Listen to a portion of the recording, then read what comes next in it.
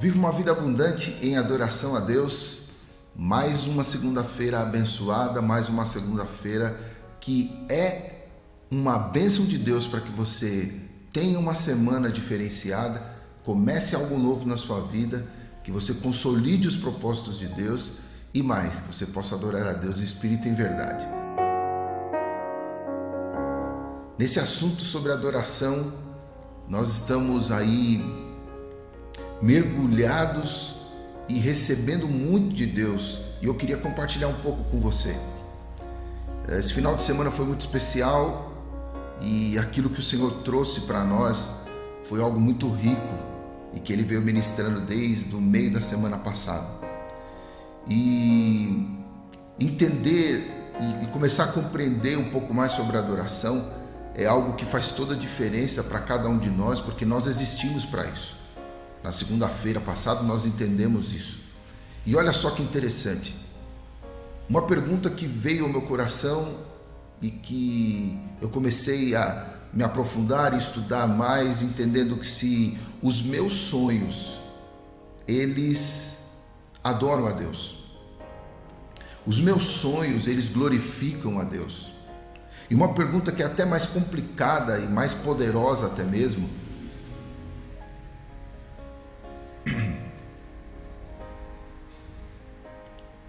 e uma pergunta até mais complicada e poderosa até mesmo é: será que Deus, Ele frustra os nossos sonhos? E aí eu fui ler e Deus me trouxe a vida de José. Pensa comigo, um jovem de 17 anos que tinha um futuro empreendedor pela frente, cuidar dos negócios do seu pai. E ali você entende porque a Bíblia diz que Jacó amava mais a José do que os outros. E quando a gente lê isso, a gente entende toda a confusão que havia sobre a vida de José, por que os irmãos ficavam tão nervosos e bravos com ele, porque ele era o queridinho do papai. E eu fico imaginando quais eram os sonhos de José, um jovem de 17 anos que realmente tinha e começava a escrever para ele, ter para ele muitas coisas a respeito da sua própria juventude e até mesmo do cenário, da riqueza do seu pai. E de repente ele se vê numa cisterna que a Bíblia fala que não tinha nem água para ele sobreviver. E é interessante entender que ali começa o sonho de Deus para ele.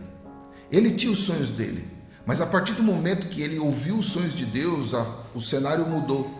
E ele começou a viver os sonhos de Deus, o sonho de Deus para ele, o plano e o propósito de Deus para ele. Tem lugares que os seus sonhos vão te levar, e talvez você esteja vivendo isso. Você tenha prosperidade, você tenha conquistas, e muitas conquistas. Mas a minha pergunta é: tem um lugar que só Deus pode te levar? Você está disposto a ir? Você está disposto a sentar agora e você remanejar os seus planos, os seus projetos, para entender se realmente os teus sonhos, eles glorificam a Deus, eles adoram a Deus? Será que aquilo que você tem no seu coração foi pensado junto com Deus ou foi pensado por você mesmo? E até uma coisa que a gente entende é: será que o sonho ele acaba adorando a Deus ou a mim? Ele acaba servindo mais a mim do que a Deus? E por isso, nessa segunda-feira eu queria que você pensasse: os teus sonhos têm glorificado quem?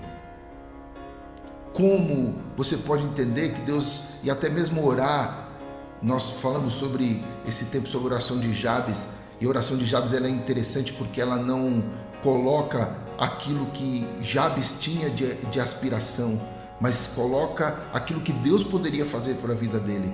Senhor, me abençoe muitíssimo, alarga as minhas fronteiras, me livres do mal, me guia pela tua mão. Então, tem lugares que Deus pode te colocar e tem lugares que você pode ir sozinho, mas tem lugares que é só Ele, e Ele quer manifestar isso na sua vida. Ele quer que você viva essa vida diferente e que os teus sonhos realmente possam glorificar a Deus.